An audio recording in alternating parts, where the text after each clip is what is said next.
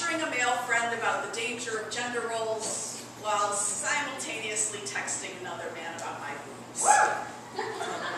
Sometimes feminism is wonderfully obvious. Buy woman made, boycott Rush Limbaugh, grow a cunt beard. But feminism doesn't tell me what to do about this bar full of hipsters. I lust hard after men in glasses and skinny jeans. Did I just objectify an entire room full of men? If so, does that bring us closer to equality? Hey, is that a glass ceiling in your pants? Because I can see myself pounding against it for the next 35 years. Was your father a mechanic? Where'd you get such a finely tuned sense of personal boundaries? If looks could kill, you'd be lucky House Republicans blocked the Violence Against Women Act. On to the small talk. Approved topics of conversation.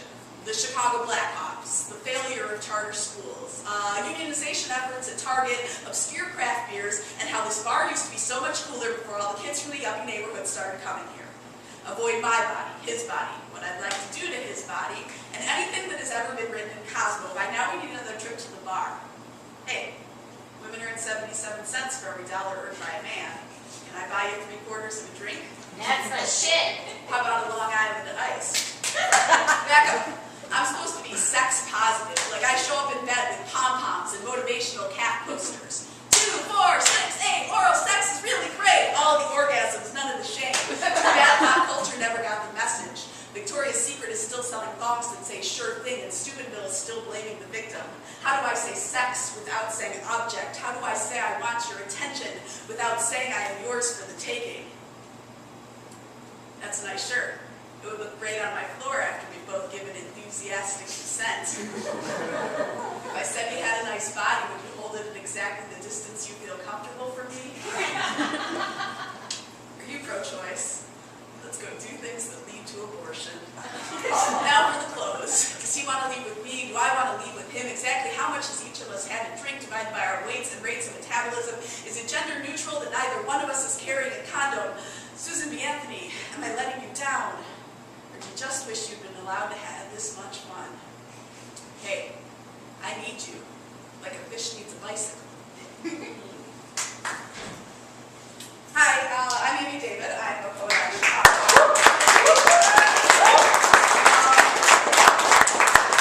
If you put me online, I ask that you drop my last name. You can put it up as Amy or as ABD, but I have an active job search right now in a field that would not find any of this funny. So,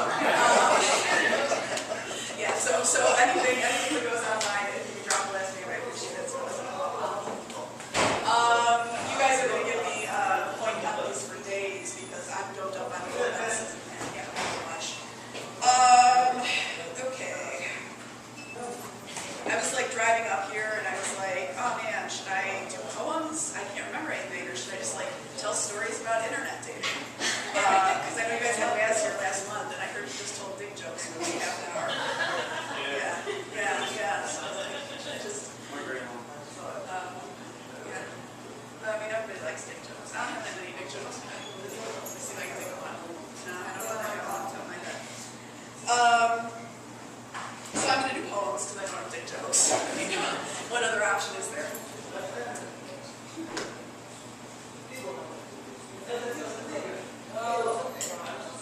I tell my friend Adrienne that the next time I say I want a puppy, she should remind me of the time I got up at 4 in the morning to pick up poo in 6-degree weather.